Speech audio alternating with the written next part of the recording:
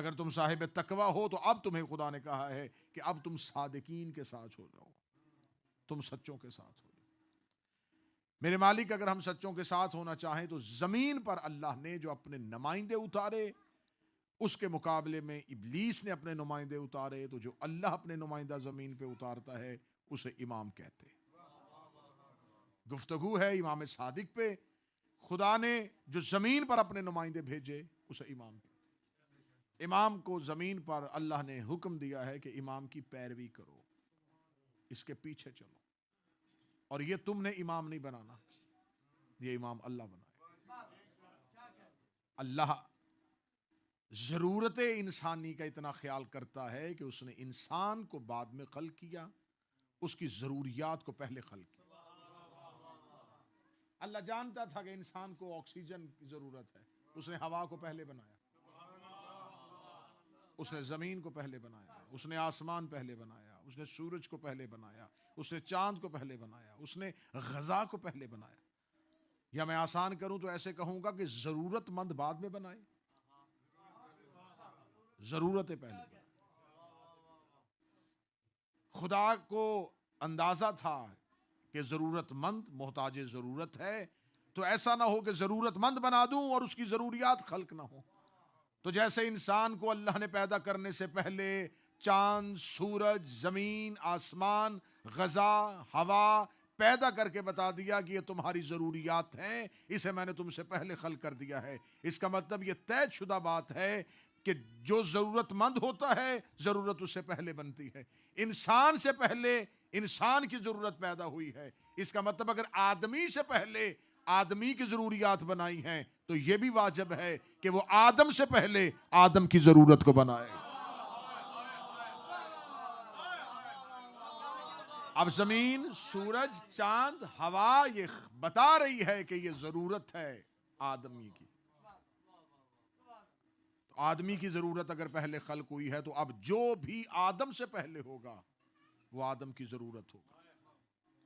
खुदा ने हिदायत लेने वाले बाद में बनाए और हिदायत देने वाले को पहले बनाया, क्योंकि खुदा इतना भी गवारा नहीं करता कि इंसान एक लम्हा भी बगैर हिदायत के रहे।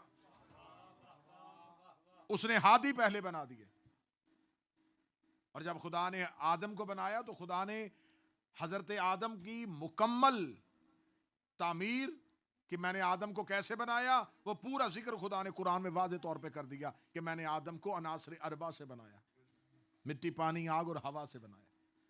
खुदा ने हजरत आदम की तख्लीक के तमाम मराहल को इंसान के सामने रख दिया कि मैंने आदम को ऐसे बनाया।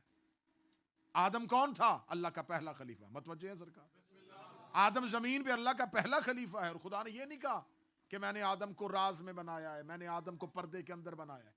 खुदा ने आदम को बनाने की ड्राइंग लीक कर दी, बता दिया कि मैंने आदम इन अनासर से बनाया। और यह भी खुदा ने यह नहीं किया कि वो अनासर खुदा ने इंसान के करीब नहीं रखे। अब सब इन तमाम चीजों का ताल्लुक आसमान से है। अब अल्लाह के पास ही वो चीजें हैं, अगर हमारे पास होती तो हम भी बना लेते। उसने मिट्टी भी भेज दी, पानी भी दे दिया, आग भी दे दी, हवा भी दे दी, और बता दिया कि मैंने इन चार चीजों से बनाया है। खुदा ने कहा इन चार अनासर से मिलकर बना है आदम। अगर बनाना चाहते हो, अनासर तुम्हारे पास हैं, आदम बनाओ। अब इंसान ने अगर कोशिश की कि मैं मिट्टी, पानी, आग और हवा को लेके एक इंसान खल्क करूं तो वो बुत बना सका, इंसान नहीं बना सका। अब जो लतीफ ज़हन है और मजलिस में मौजूद हैं, अगले जुमले में उनकी ज़हनी मौजूदगी का अंदाजा हो जाएगा। इसका मतलब अल्लाह के बनाए हुए के मुकाबले पे इंसान जब भी बनाने की कोशिश करता है तो वो बुत बन जाता है।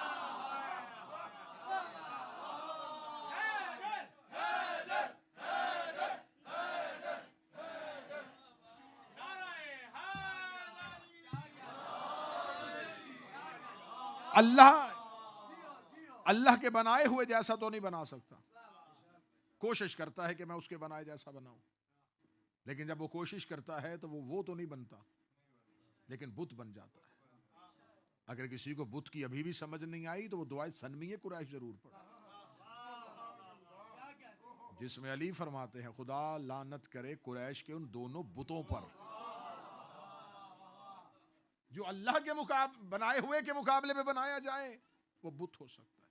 खुदा ने अनासर अरबा बता दिए। खुदा ने कहा मिट्टी, पानी, आग, हवा, इन 4 अनासर से साथ, ये हैं वो 4 अनासर, ये 4 वो एलिमेंट्स हैं जिससे मैंने आदम को बनाया है, बनाना चाहो तो बनाओ। यही वजह है कि खुदा ने फरिश्तों से कहा था कि मैंने आदम इन अनासर से मिलकर बनाया। यही वजह है कि मलाइका ने कह दिया था कि ये जमीन पे जाके फसाद करेगा, खून रेजियां करेगा। गैब का इल्म तो सिर्फ अल्लाह के पास है, तो मलाइका को कैसे पता चल गया था कि ये होने वाला है? मलाइका ने अल्लाह के सामने कहा कि ये जो तू बना रहा है इससे ये हो जाएगा। अच्छा, बना अल्लाह रहा है और अल्लाह ही जानता है कि क्या होने वाला है, और मलाइका अल्लाह के सामने अपने इल्म गैब का इजहार कर रहे हैं। क्या वो खुदा के सामने बता रहे हैं कि ये होने वाला है? नहीं, मलाइका ने अल्लाह के सामने इल्म गैब का इजहार नहीं किया, क्योंकि खुदा ने हजरत आदम के जो अनासर बताए थे, मलाइका को समझ आ गई कि इन इनासर में इत्तेहाद नहीं हो सकता। बात बच्चे समझ में आ रही? ये 4 जो इनासर, जो 4 एलिमेंट्स जिनसे आदम को बना रहा है, ये चारों के चारों एक दूसरे के ऑपोजिट है। अगर ये पानी को आग के साथ कैसे मिलाएगा? ये मिट्टी को हवा के साथ कैसे बनाएगा? तो अगर ये चारों एक दूसरे के साथ मिलेंगे तो ये कभी भी नहीं रह सकते, क्योंकि ये चारों एक दूसरे की जिद्दें हैं। लेकिन खुदा ने राह से पर्दा उठाया। खुदा ने कहा चारों मुख्तलिफ अज्जा को इकट्ठा करूंगा और इनके दरमियान में एक चीज रखूंगा जिसे इल्म कहा जाएगा। फिर इसी इल्म की बुनियाद पर ये आग से पानी को गर्म करेगा, ये हवा में मिट्टी की दीवारें खड़ी कर देगा, क्योंकि मैं इसको एक इल्म अता करूंगा। खुदा ने अनासर अरबा बता दिया और खुदा ने कहा ये है मेरा खलीफा जो जमीन पे बनेगा। अब ये है अल्लाह का पहला वो हादी जिसने जमीन पर नुमाइंदा इलाही बन के हिदायत करनी। अब खुदा ने जब जमीन पर पहला अपना नुमाइंदा बनाया तो अब शैतान ने उसके मुकाबले पर अपने नुमाइंदे भेजने शुरू कर दिए। लेकिन खुदा ने कहा तुमने जमीन पर सिर्फ और सिर्फ मेरे बनाए हुए की पैरवी करनी है। अगर तुम मेरे बनाए हुए की पैरवी करोगे तो मैं तुमसे वादा करता हूं क़यामत वाले दिन मैं तुम्हें उसी इमाम के साथ बुलाऊंगा जिसकी तुम जमीन पे पैरवी करोगे।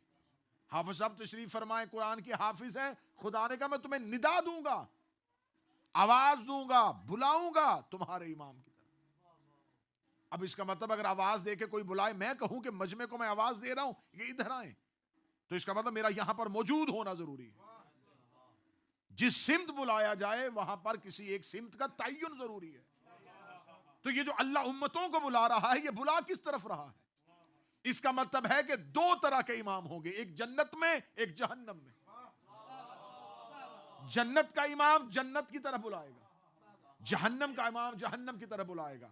शेख सदूक अकमालुद्दीन व अतमाम नेमा में 6ठे इमाम से हदीस लेके आए हैं। मैं पूरे सनद के साथ वो हदीस पढ़ देता हूं कि रिसालत माब सल्लल्लाहु अलैहि वसल्लम ने फरमाया कि रसूल अकरम फरमाते हैं कि अल्लाह ने मुझे बताया था, ऐ मेरा मुस्तफ़ा, ऐ मेरा हबीब, तेरी उम्मत में से हर किसी को मैं जन्नत में दाखिल करूंगा सिवाय उसके जो जन्नत में जाने से इनकार कर दे। हर किसी को मैं जन्नत में दाखिल करूंगा सिवाय उनके जो जन्नत में जाने से इनकार कर दे। 6ठे शहंशाह कहते जैसे रसूल ने ये हदीस पढ़ी कि अल्लाह कह रहा है मैं तेरी उम्मत में से हर किसी को जन्नत में दाखिल करूंगा सिवाय उनके जो खुद जन्नत में जाने से इनकार कर दे, तो सामने बैठे हुए सहाबा एक दफा हैरत ज़दा होके एक दूसरे की तरफ देखने लगे, ये कौन बदबख्त होगा जो खुद जन्नत में जाने से इनकार कर देगा। उन्होंने कहा या रसूलल्लाह, ये जन्नत में जाने से इनकार करने वाले कौन है? फरमाया जो अल्लाह की वहदानियत का इकरार भी करेंगे, मेरी रिसालत का इकरार भी करेंगे, लेकिन अली की विलायत से इनकार कर दे।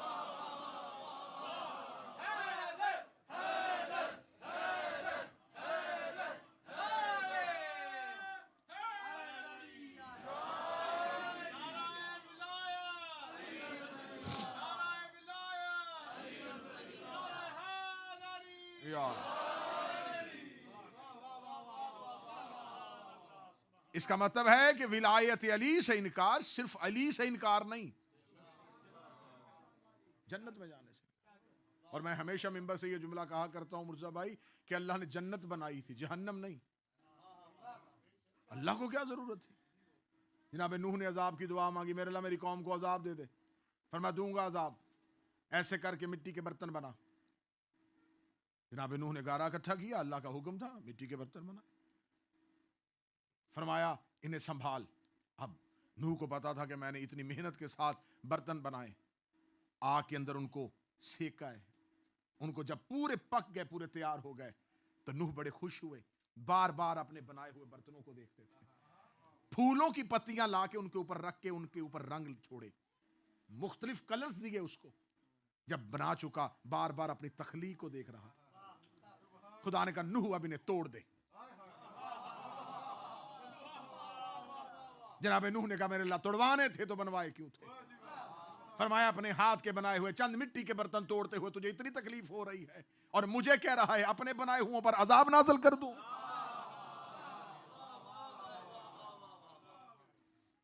अल्लाह ने सिर्फ जन्नत बनाई थी, उसे क्या जरूरत थी अपने बनाए हुए इंसानियत को जहन्नम में? जहन्नम अल्लाह ने नहीं बनाई, जहन्नम अली के दुश्मनों ने बनवाई है।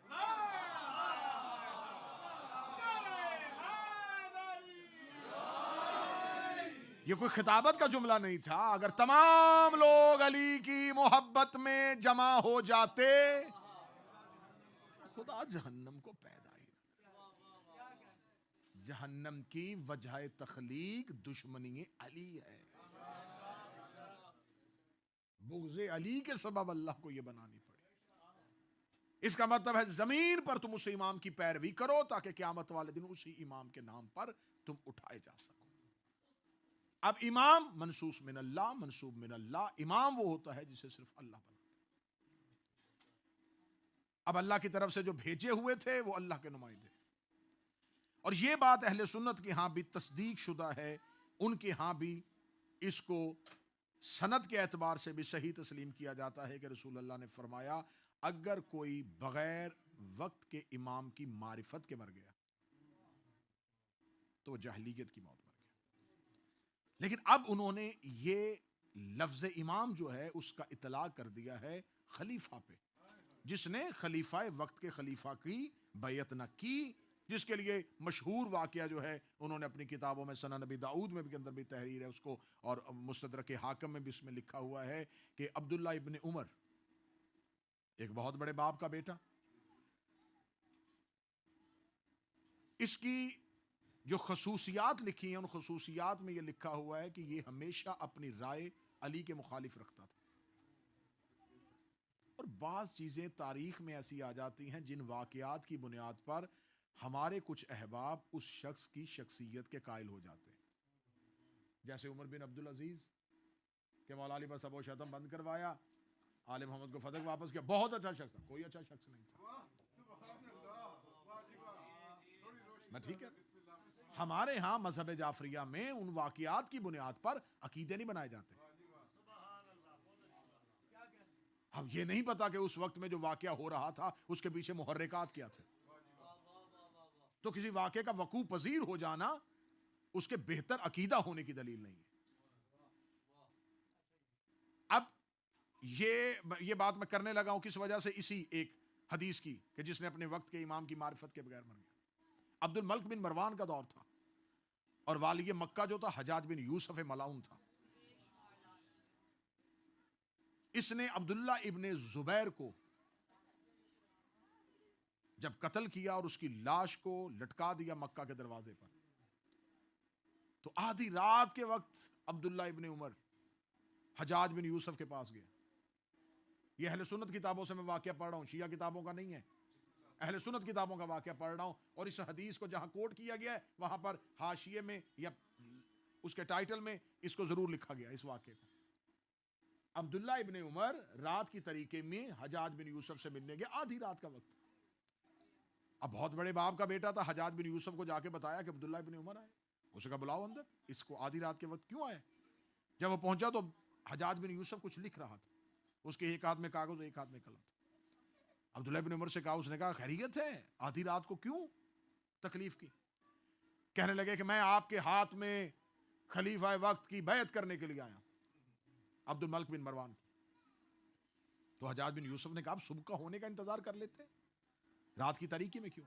कहते इसलिए रात की तारीकी में आया कि मुझे नबी की हदीस याद है, जिसने अपने वक्त के इमाम की बैत न की। ये वाकया अहले सुन्नत वाकया मैं पढ़ रहा हूं, इसको शिया तारीख ऐसे तस्लीम नहीं करती, लेकिन अहले सुन्नत के मसादर से लेके पढ़ रहा हूं। उन्होंने कहा कि रसूल ने कहा था जिसने अपने वक्त के इमाम की बैत न की और कि वो मर गया तो जाहिलियत की मौत मर गया। तो मैं डर गया, अगर आज रात मुझे मौत आ गई तो फिर मेरा क्या बनेगा, लिहाजा जल्दी करो और मुझसे बैत ले लो। आगे भी हज्जाज बिन यूसुफ जैसा मलाउन था, उसने कहा तू हदीस पढ़ के नहीं आया, तू अब्दुल्ला इब्न जुबैर की लटकी हुई लाश देख के आया कि अगर मैंने उसको नहीं छोड़ा। और अगला अगला इससे अगला पैरा देखिएगा, तो अब उसकी आगे से उसकी देखिए कारस्तानी उसने क्या किया। उसने कहा अच्छा अगर तुम्हें हदीस पे अमल करने का इतना ही शौक है तो फिर मेरे हाथ मसरूफ है, मेरे जिस्म के किसी भी हिस्से पे हाथ रख के बैत कर लो। और ये कह के उसने अपना पांव आगे बढ़ा दिया, मेरे पांव पे हाथ रख के खलीफा की बैत कर। ये है हक के इमाम को छोड़ने का नतीजा। नहीं नहीं नहीं नहीं, अभी पूरा मजमा साथ नहीं आया। अगर गदीर में दिखाए हुए हाथ में बैत कर लेते तो जालिमों के पैरों पे बैत ना करनी पड़ती।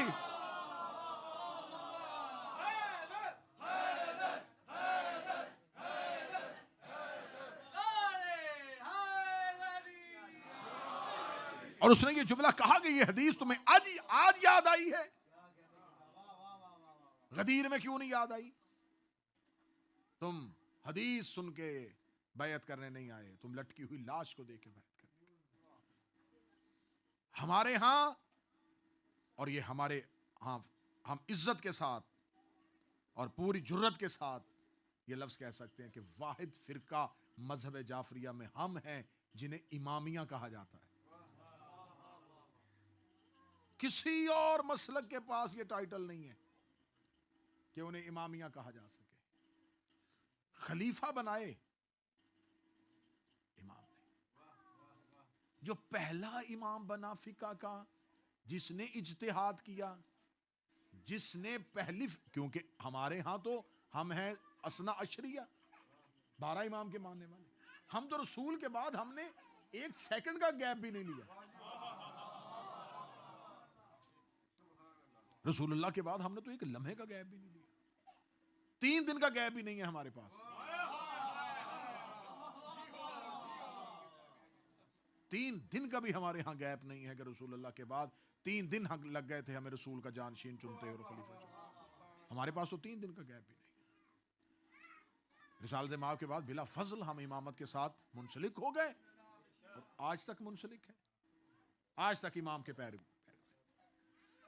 अब ये जो पहला इमाम बना, मैं क्योंकि ये बातें बहुत दूर तक जाती हैं तो मैं इसलिए ये बातें कर रहा हूं। हमारे यहां एक ही फिका है जाफरी, वो भी इसलिए कि इस इमाम के दौर में आके फिका को मुकम्मल नाफज किया गया, कंपाइल किया गया, इकट्ठा किया गया, बाकायदा अबवाब बनाए गए, सारी चीजें इकट्ठी की गई, तो इसलिए इसका टाइटल जो है फिका जाफरिया हो गया। अगर ये अली के दौर में भी होती तो यही होनी थी। ये नहीं है कि इसमें कोई अबवाब तब्दील हो गए हों, कोई मसाइल तब्दील हो गए हों या फिका तब्दील हो गए, नहीं नहीं, बिल्कुल वही है जो रसूल छोड़ के गए थे। अब हमारे यहां तो हम तो ये कहते हैं कि हम रसूल अल्लाह के बाद मौला अली से इमामत के कायल हो गए। इसके पैरेलल जो दूसरा सिस्टम है उसके यहां ये है कि रसूल के बाद इमामत नहीं है, खिलाफत है, बादशाहत है, जमहूरियत है, और लोग मर्जी से चुनाव करते हैं और वो अपनी मर्जी से फैसला करते हैं। और उसके लिए वो कुरान की एक आयत से इस्तेदलाल लेते हैं कि खुदा ने कहा है कि तुम अपने अमूर में शूरा करो, मशवरा करो। इस आयत को भी मौलवी आज तक नहीं समझे। खुदा ने ये कहा था अपने अमूर में,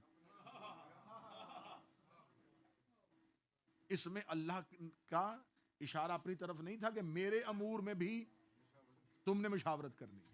अपने अमूर में मुशावरत करो, अपनी घरों की लड़ाइयों में बात कर लो, अपने कबीलों की जंग में बात कर लो, अपने मामलात जिंदगी में बात करो। अब रसूलुल्लाह के बाद जो पैरेलल सिस्टम, इधर इमामत का, इधर खिलाफत का, पहला खलीफा, दूसरा खलीफा, तीसरा खलीफा, फिर मौला अली का दौर खिलाफत का, फिर उसके बाद फिर बनी उमैया की खिलाफत, ये चलते चलते चलते चलते आके इधर आके रुकी है बनी उमैया और बनी अब्बास जब आपस में जंग कर रहे थे, तो उस दौर में इमाम जाफर सादिक अलैहिस्सलाम ने फिका को मुरतब कर दिया था। इधर हमारे यहां इमामत में छठा नंबर आ गया है। हमारे यहां इमामत अपने छठे स्टेप पे पहुंच चुकी है, और इधर मुसलमानों ने इधर जब छठे इमाम तक इमामत पहुंच गई, तो यहां पहला फिका का इमाम बना नुमान इब्न साबित अल मारूफ अबू हनीफा। मैं नाम ले रहा हूं इज्जत और एहतराम के साथ। यह पहला इमाम बना जिसने फिका नाफिज की और मुरतब की और इकट्ठी की। इससे पहले सिर्फ खिलाफत है ना, पहले खलीफा को इमाम कहते हैं। हमारे यहां जो इमाम होता है वही खलीफा होता है, वही वसी रसूल होता है, वही वजीर होता है, वही वारिस कुरान होता है, वही दीन का हाकम होता है, वही जमीनी इख्तिदार रखता है। लेकिन यहां पर इमामत गैर जरूरी कर दी गई। नबी के बाद जरूरत ही नहीं इमाम की जी, लोग मिलके खलीफा ही बनाना ना बना लेते हैं। जब खिलाफत चलती चलती चलती पहुंच गई यहां तक, जब छठे इमाम का दौर आया, तो अब पता चला कि अब तो हुकूमत बन चुकी है, अब तो रकबा फैल चुका है, अब तो हमने मुमलकत इस्लामिया का दायरा बड़ा वसी कर दिया है। तो अब हमारे पास, हमने अपने बच्चों को पढ़ाना क्या है, क्या बताएं, वजू, गुसल, शरायत, नमाज, ये सब कुछ कहां है। अब फौरी तौर पर एक इमाम को सिलेक्ट किया गया कि तू बना फिका। अब मेरा सवाल है उम्मत मुसलमान से कि इधर इमामत छठे दर्जे पे पहुंच गई, इधर हमारा छठा इमाम था जब तुम्हारा पहला आया, तो अब ये हम इतना पूछने का तो हक रखते हैं कि इस इमाम से पहले जो तुम्हारे पिछले जितने भी लोग मरे, वो किसकी फिका पे पैरवी करते थे।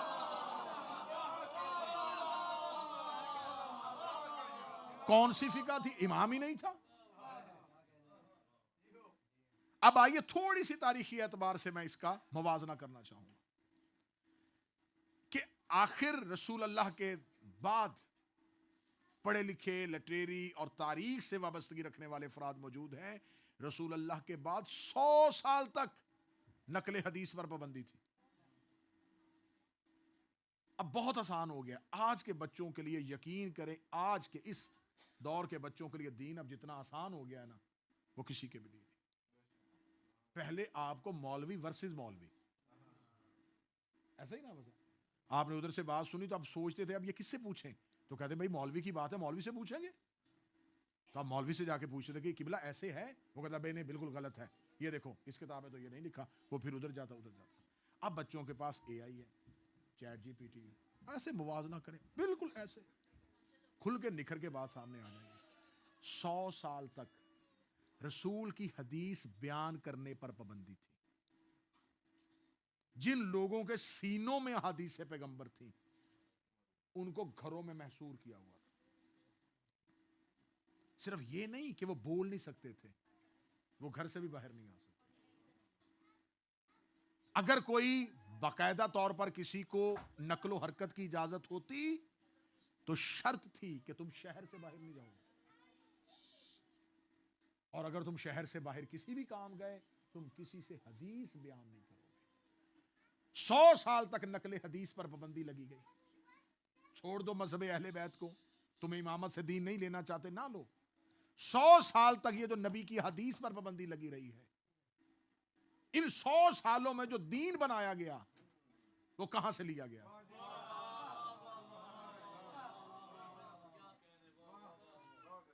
भाई दीन सिर्फ और सिर्फ अल्लाह को मान लेने का तो नाम नहीं है। दीन का दायरा तो इतना वसी है, इतना वसी है कि अगर आप तहारत का बाब ही ले लें तो उसके अंदर भी 56 चैप्टर है, एक तहारत के बाब के ऊपर। कितना दीन वसी है। हमारे यहां तो हदीसें इतनी हैं कि हमारे यहां बिहार के अंदर सैकड़ों जिल्दें तो एक बिहार में ही हैं जहां पर हदीस है इकट्ठी की गई। जब नकल हदीस पर पाबंदी लगी गई, तो नकल हदीस पर जब पाबंदी लगी, तो इस नकल हदीस पर पाबंदी में जिसने एक पूरे का पूरा दीन बनाया, बना के दिया, उस शख्स का नाम था काबुल अहबार। हम पर इल्जाम लगता है ना, शिया अब्दुल्ला इब्न सबा की पैदा करता है। एक यहूदी ने एक मजहब बनाया था। 3 यहूदियों का नाम है दुआए ज़हरा, नॉर्थ हैम्पटन में लेता हूं, मुझे बताओ वो किसके खाते में? अबू हरैरा यहूदी था,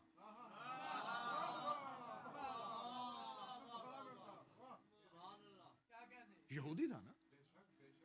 जंग खैबर के बाद मुसलमान हुआ, जंग खैबर से पहले यहूदी था। मुसलमानों की हदीस के जितने माखिज हैं, उसमें से सबसे ज्यादा हदीसें इससे हैं। ये पहले यहूदी था। काबुल अहबार सिर्फ यहूदी नहीं, यहूदियों की यूनिवर्सिटी का चांसलर था, पढ़ाता था, यहूदियों को तालीम देता था। जाओ जाके पूछो इस काबुल अहबार की दोस्ती किसके साथ थी, किस खलीफा वक्त का करीबी दोस्त था, किसने यमन से बुलवाया था। जब उसको इस्लाम लाने की कहा, दावत दी गई, तो इस्लाम लिया। उसने कहा मैंने तो पूरी तौरात पढ़ी हुई है, मुझे तो आसमानी किताबें याद है, तो मैं तो मुसलमान नहीं होना चाहता, क्योंकि तुम्हारे कुरान ने हम यहूदियों पे 2 इल्जाम लगाए। उन्होंने कहा कौन से? उसने कहा पहला इल्जाम यह है कि तुम्हारा कुरान ये कहता है कि यहूदी जो है ये गधे की मानद है, जैसे गधे पर किताबें ला दिया, और कुरान की आयत है कि मिसल हमार, ये गधे की मानद है, इनके ऊपर सिर्फ किताबें लदी हुई हैं, सिर्फ ये दीन। क्योंकि जितना दीन को ये जानते थे, हमारा कुरान कहता है यहूदी नबी को इतना जानते थे जितना अपने घर के बच्चों को जानते थे।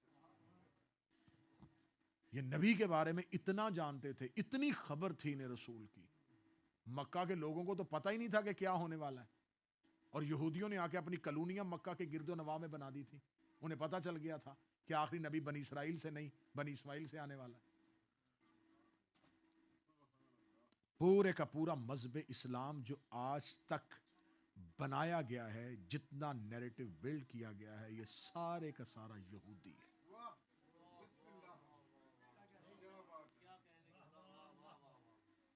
इसराइलियात हम मजहब इस्लाम के अंदर रासिख हो चुकी है।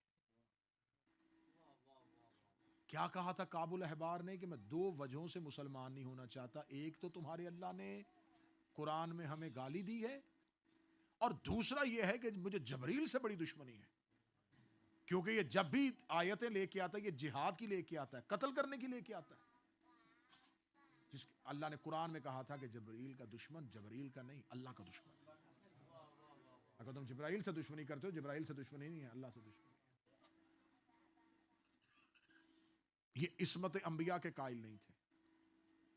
ये बातें बिल्कुल आपको खामोश कर देंगी, लेकिन ये मबनी बर हकाइक है कि अभी इस्लाम नहीं आया, रसूल दुनिया में जाहिर नहीं हुए, और यहूदियों ने आके मक्का के गिरदो नवाह में अपनी कॉलोनियां बना ली। आज तक मुसलमानों की तारीख इतनी खामोश है कि जो लोग अपने प्रॉफिट के नहीं बने, अपने नबी के नहीं बने, अपने पैगंबर के नहीं बने, क्यों नहीं बताते कि रसूल के दादा हजरत हाशम को कत्ल किसने किया था? हजरत हाशम की मौत बस वो तजारत की गर्ज से गए थे। फिर हमें बताया जाए हजरत अब्दुल्ला रसूल के बाप कैसे कत्ल हुए, उनकी कब्र शाम में क्यों है? रसूल की वालदा हजरत आमना जो है, ये मक्का और मदीना के दरमियान अबवा के मुकाम पर दफन क्यों है? रिसालत माप को इंतहाई बचपन में मक्का से बाहर क्यों भेज दिया गया था? दूध पीने के लिए दाई के पास गए थे, दूध पीने की उम्र 2 साल होती है, नबी 6 साल मक्का के बाहर क्यों रहे? इतने बड़े घर का फर्द होने, इतने बड़े अजीम खानदान का बच्चा होके गार में क्यों रहता था? गारे हिरा में क्यों जाते थे? इन पहाड़ियों में जाके जिंदगी क्यों गुजार रहे थे? अभी तो रसूल ने दावत इस्लाम दी नहीं, अभी तो नबी का बचपन है। ये सब कुछ क्या हो रहा था? ये सब कुछ यही हो रहा था, यहूदी चाहते थे नबी के दादा को शहीद किया, नबी के बाप को शहीद किया, नबी की वालदा पे कातलाना हमला किया, नबी पर हमला किया, जख्मी करके नबी को पहाड़ी पे फेंका, और फिर इस्लाम के अंदर रवायत डाल दी। जख्मी नहीं हुए थे, जबरील आया था, सीने का ऑपरेशन करके गया। ये रवायत आज भी मौजूद है या नहीं है? ये रवायत के रसूल अल्लाह के सीने का ऑपरेशन हुआ, ये कहां से आई? यहूदियत से आई ना। उन्होंने दी कि नबी के सीने का ऑपरेशन हुआ, पूरे का पूरा बना के इस्लाम काबुल अहबार ने तराश के अपनी मर्जी की हदीसें, मर्जी की सुन्नतें, मर्जी की कुरान की तफसीरें बनाने के बाद सच्चे इमाम के मुकाबले पे एक ऐसा इमाम बनाया जिसके हाथ में वो बना बनाया दीन दे दिया कि अब इस दीन को हुकूमती सरपरस्ती में राइज कर दो। वो राइज कर दिया। और जिस टाइम पर यह दीन राइज हो रहा था, इमाम जाफर सादिक की यूनिवर्सिटी में 4,000 काबिल तरीन लोग बैठे हुए थे। कोई बैठा केमिस्ट्री के अमूर देख रहा था, कहीं जाबिर बिन हयान बैठा हुआ था, कहीं हिशाम बैठा हुआ था, कहीं अबू बसीर बैठा हुआ था, कहीं मोमिन ताक बैठा हुआ था, कहीं जरारा बैठा हुआ था। कैसे कैसे अजीम करैक्टर इमाम की खिदमत में बैठे हुए थे। और एक शख्स को लाया गया, लाके 2 साल इमाम की महफिल में पीछे बिठाया गया। शागिर्द होना कमाल नहीं, शागिर्द रहना कमाल है।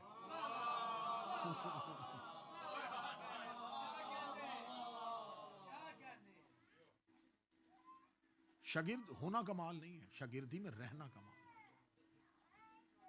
तो आया बैठा और 2 साल बैठने के बाद वो चला गया। इमाम के साहब इमाम सादिक के मोमिन ताक। तो उस दौर में जिस तरह आज भी पुराने ज़माने में ढोल पे मनादी होती थी, कोई ना कोई चीज़ की जाती थी ताकि मनादी हो, तो लोग कोई ना कोई ऐलान जो है ना वो करते थे। उस दौर में जो भी दफ होती थी, ढोल होती थी, उसे बजा के ऐलान करते थे। तो कोई शख्स ऐलान कर रहा था कि एक बच्चा अपने घर से बहक गया है और वह भटक गया है, किसी को मिले तो पहुंचा देना।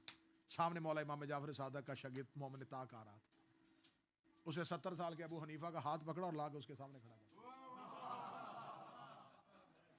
उसने कहा बच्चा तो नहीं मिला, एक बूढ़ा गुमराह हो गया है,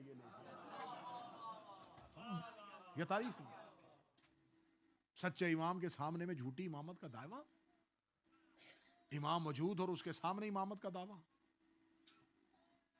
ये वो दौर था जिस इमाम ने अपने दौर में, इस इमाम ने भी बुत तोड़े हैं, लेकिन इस इमाम ने मिट्टी के बुत नहीं तोड़े। इसने वो पूरे के पूरे अदवार के अंदर जो बना के झूठे दीन के बुत किए थे, तो किस बुनियाद पे तोड़े? इल्म की बुनियाद, नॉलेज की बुनियाद। आज मुसलमान पूरी दुनिया में दरबदर क्यों हैं? जिनके पास वो चीज नहीं होनी चाहिए थी वो उनके पास है, इल्म उनके पास है, टेक्नोलॉजी उनके पास है, मुसलमान उनके मरहून मिन्नत है। और जिनकी गर्दनें कर्जों के बोझ तले दबी हो, वो आंखें उठा के बात नहीं कर सकते। लिहाजा अगर इमाम सादिक के मजलिस में आए हो तो सिर्फ इमाम के फजाइल सुनना नहीं, जितनी कौम के बच्चे बैठे हो, अगर तुम्हारे पास इल्म नहीं है, तुम्हारे पास ये हथियार नहीं है, तो समझो कि फिर तुम इमाम जाफर सादिक की यूनिवर्सिटी के फारगुल तहसील नहीं। नॉलेज हमें क्या देता है, इससे हमें क्या मिलता है? इमाम ने सामने बैठे हुए 4,000 शागिर्द ऐसे तराशे, ऐसे तराशे, ऐसे तराशे कि पूरी दुनिया में फैल गए। वो जहां भी जाते थे लोग पूछते थे इतनी अच्छी बात कहां से? कहते काला सादिक, काला सादिक, काला सादिक, काला सादिक, काला सादिक। सच्चे ने कहा है, सच्चे ने कहा है, सच्चे ने कहा है, सच्चे ने कहा। मुसलमानों का दूसरा खलीफा, उससे जब शूरा कमेटी बैठी, तीसरे खलीफा का इंतखाब होना था, तो किसी ने मशवरा दिया कि तुम अपने बेटे अब्दुल्ला इब्न उमर को क्यों नहीं बना देता खलीफा? उसने कहा मैं, ये सुन्नी किताबों के अंदर लिखा, उसने कहा मैं अब्दुल्ला इब्न उमर को खलीफा, इसको भी खलीफा बना दो, जिसको अपनी जौजा को तलाक देने का तरीका नहीं आता। अब यहाँ एक बात ज़हन में रखिएगा, क्योंकि छोटी छोटी बातों से भी नतीजे निकल आते हैं। अगर 3 दफा तलाक तलाक कहने से हो जाती तो दूसरा खलीफा ये बात ना कहता।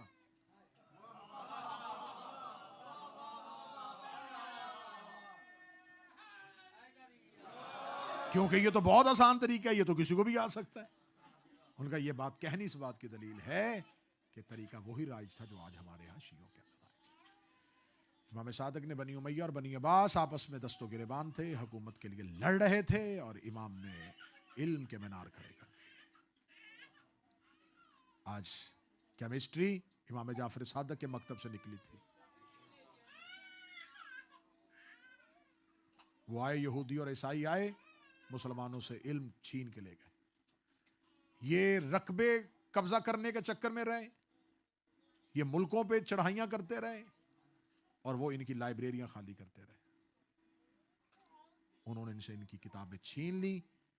ये साइंस, ये टेक्नोलॉजी, ये केमिस्ट्री, ये फिजिक्स, ये रियाजियात, ये माहिर फल्कियात, ये जितने अलूम हैं, ये सब के सब एक ही इमाम के मकतब से निकले हैं, जिसे जाफर सादिक कहा जाता है। दुनिया के 25 मुहक्किकीन ने, 25 एक्सपर्ट्स ने मिल के बैठ के ये फैसला किया है कि सुपर ब्रेन अगर दुनिया में है तो वो सिर्फ इमाम जाफर सादिक, जिसने दुनिया के हर इल्म में बात की है, जिसने दुनिया में हर एक नॉलेज पे बात की है। अगर दुनिया इसको मान लेती तो फिर इस इमाम के घर को आग ना लगती।